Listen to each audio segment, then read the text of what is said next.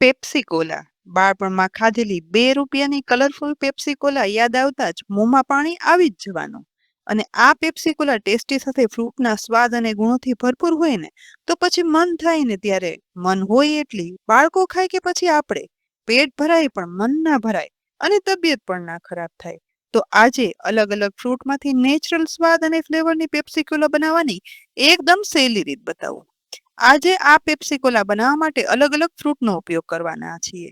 તો એકદમ લાલ ચટક કલરની પેપ્સી કોલા બનાવવા માટે તરબૂચનો ઉપયોગ કરશું. તો અહીં મેં તરબૂચના બીજ કાઢી તેના ટુકડા કરી દીધા છે, જે મિક્સરના જારમાં ઉમેરી દેવાના. સાથે જ ગ્લાસ માટે 1 ટેબલસ્પૂન સાકરનો પાવડર ઉમેરી દેવાનો.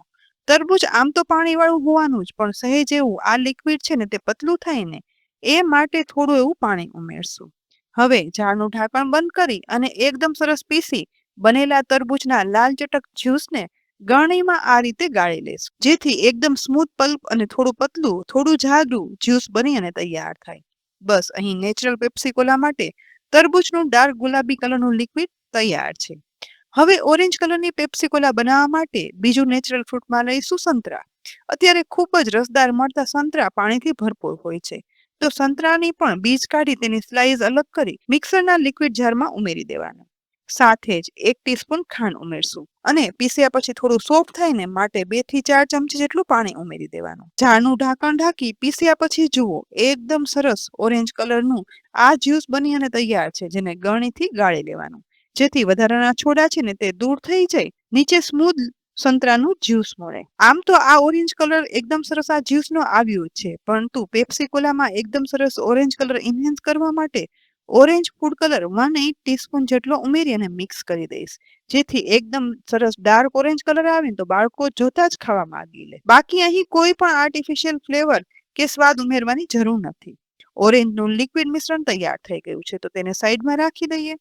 ત્રીજું મસ્ત મજાનું ગ્રીન પેપ્સી કોલા બનાવવા માટે ઉપયોગ કરશું અત્યારે ખૂબ જ મળતી ખાટી મીઠી લીલી દ્રાક્ષની.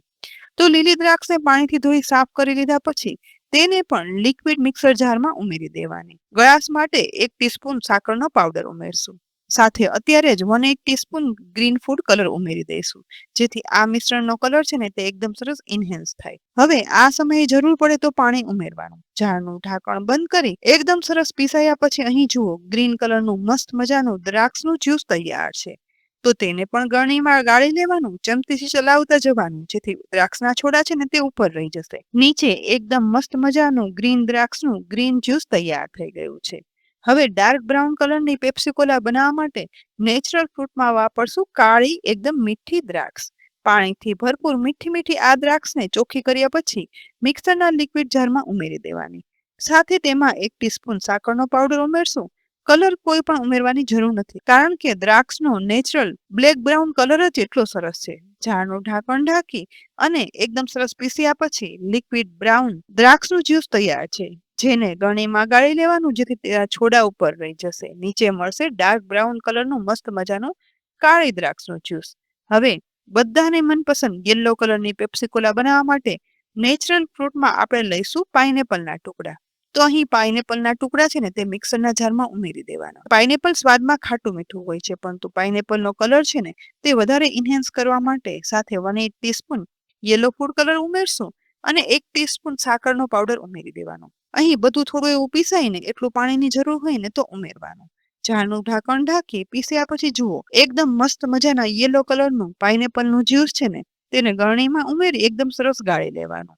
એ પછી જુઓ પાઇનેપલનું યલો જ્યુસ તૈયાર થઈ ગયું. તો ગ્રીન કલર માટે લીલી દ્રાક્ષનું જ્યુસ, યલો કલર માટે પાઇનેપલનું જ્યુસ, રેડ કલરની પેપ્સી કોલા માટે તરબૂચનું જ્યુસ, ઓરેન્જ કલરની પેપ્સી કોલા માટે સંતરાનું અને બ્રાઉન કલર માટે કાળી દ્રાક્ષનું જ્યુસ તૈયાર થઈ ગયા છે. હવે જ્યુસ તો તૈયાર થઈ ગયા, પરંતુ પેપ્સી કોલા ભરવી કઈ રીતે?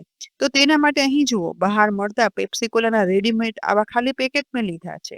જો તે ના મળે ને તો ટ્રાન્સપરન્ટ બેગ લઈ અને તેના લાંબા કટ કરી કિનારી સહેજ એવી ગરમ કરી અને જોઈન્ટ કરી પેક કરી દેવાની, અથવા તો પેક કરવાનું મશીન હોય તેનાથી પેક કરી લો એટલે ઘરે જ પેપ્સી કોલાના આરે પણ તૈયાર થઈ જશે. બનાવેલા ફ્રૂટ જ્યુસ ભરવા માટે ગળણી લેવાની, અથવા તો આવું ધારવાળું કોઈ પણ વાસણ લઈ તેમાં જ્યુસ ભરી અને સૌથી પહેલા ઓરેન્જ કલરનું સંતરાનું જ્યુસ છે ને તે પેપ્સી કોલાની પોલિથીન બેગમાં ભરશો. બસ આ રીતે પોણી પોલિથીન બેગ ભરી લેવાની. એ પછી તેને પેક કરવા માટેનો સાવ સહેલી રીત કહું. મશીન હોય તો તેનાથી પેક કરી શકાય છે, પરંતુ અહીં ઘરગથ્થુ રીતમાં ઘરમાં જે રબર બેન્ડ વાપરતા હોય ને, તો એ રબર બેન્ડ વડે આ પેપ્સી કોલાનો ઉપરનો છેડો છે ને તે આ રીતે ટાઈટ પેક કરી દેવાનો. ઊભી એક ગ્લાસમાં આ પેપ્સી કોલાને ગોઠવી દઈશું. અહીં હવે આ જ રીતે ગ્રીન દ્રાક્ષની પણ પેપ્સી કોલા હું એ જ રીતે ગ્રીન જ્યુસ છે ને તે રેપરમાં ભરી દઈશ. તેને પણ રબર બેન્ડ વડે પેક કરી અને બીજી પેપ્સી કોલા સાથે ગોઠવી દેવાની. એ જ રીતે રેડ ડાર્ક ગુલાબી કલરની પેપ્સી કોલા ભરવા માટે તરબૂચનું જ્યુસ છે ને તે આ રીતે પોલિથીન બેગમાં ભરી ઉપરથી રબર બેન્ડ વડે પેક કરી દઈશ.